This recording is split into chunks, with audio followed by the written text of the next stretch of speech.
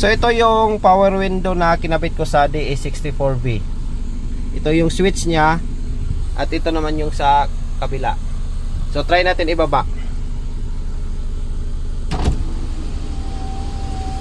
So ayan, bumaba. Try natin itaas. So ayan. Doon naman sa kabila. So try natin itaas. So ayan, functional siya. Tapos ito mga kaklip, ayan, umiilaw po yan. Kitang kita kahit sa gabi. Ayan o, umiilaw po yan ang kulay green. Ayan. So ganyan lang po yun pagka-install.